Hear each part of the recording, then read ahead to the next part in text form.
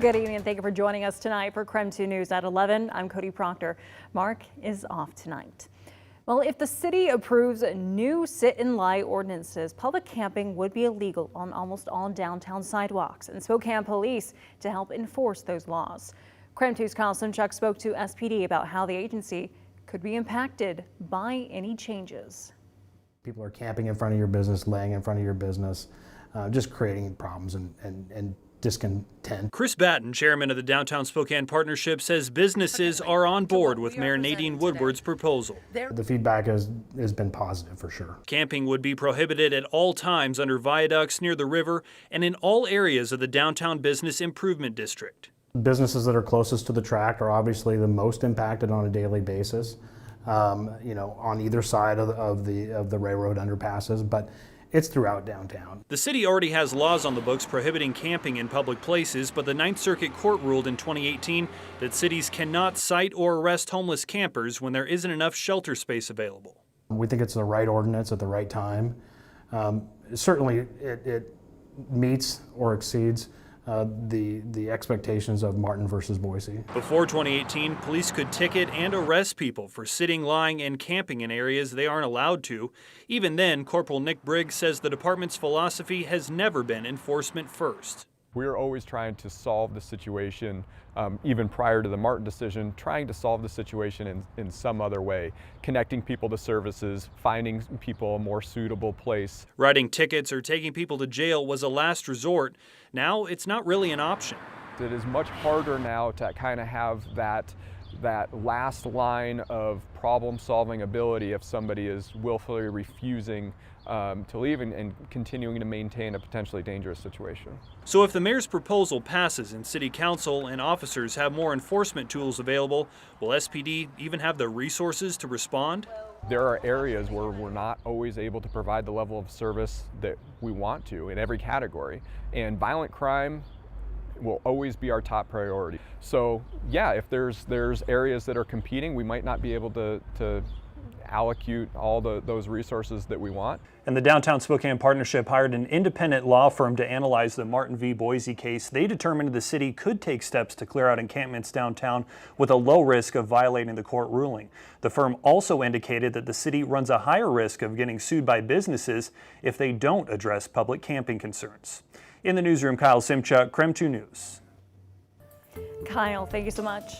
Now to Nightbeat with a quick look at the day's top stories. As the homeless camp near Interstate 90 continues to grow, area organizations are trying to help the people at it. I hope the community and the service providers see that there is a need, and the need is not the narrative that we hear, that they don't want help. They truly want help. Most people just don't know where to get that help. Organizations at the camp today include Union Gospel Mission and Revive Counseling Spokane. They were offering services from mental health care to addiction issues. The event was not only to give people the support they need, but to help homeless people understand that there are people who want to help, according to Jules Helping Hands. What services these organizations are providing to help the homeless community at the camp.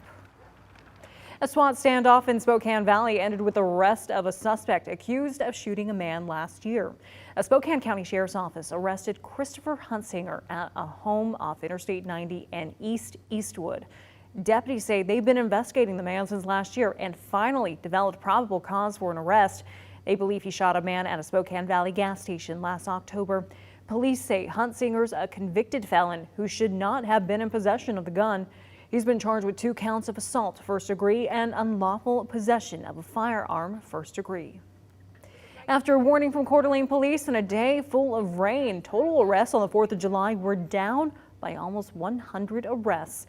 Police say despite fireworks, it was a quieter day. They've responded to 942 calls for service over the holiday weekend, most being routine issues like traffic violations. Despite the overall decrease, Coeur d'Alene police say they did make 13 felony drug arrests, which is up from 3 during the same time last year. And that was your Nightbeat. To learn more about any of these stories, text the word night to 509-448-2000. We'll send them right to your phone.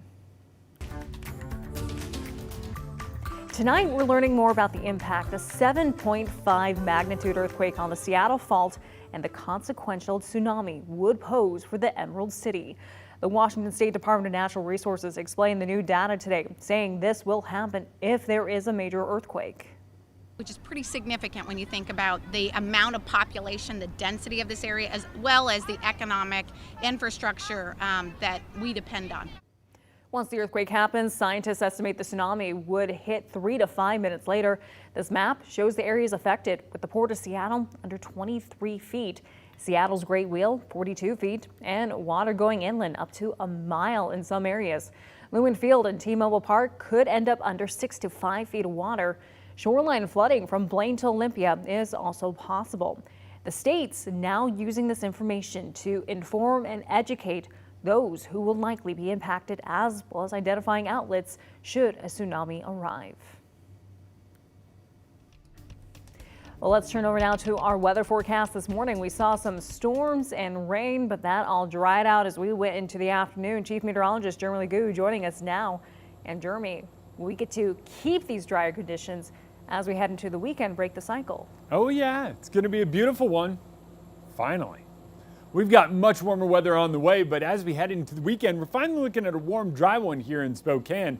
67 degrees right now, a dew point of 55 means temperatures are slowly cooling overnight. Right now, you're hard-pressed to find even a little bit of cloud cover in the sky, and that's the case tomorrow for basically the entire day. We are talking a very warm, very dry, very sunny stretch of weather, and that stretch is very prolonged.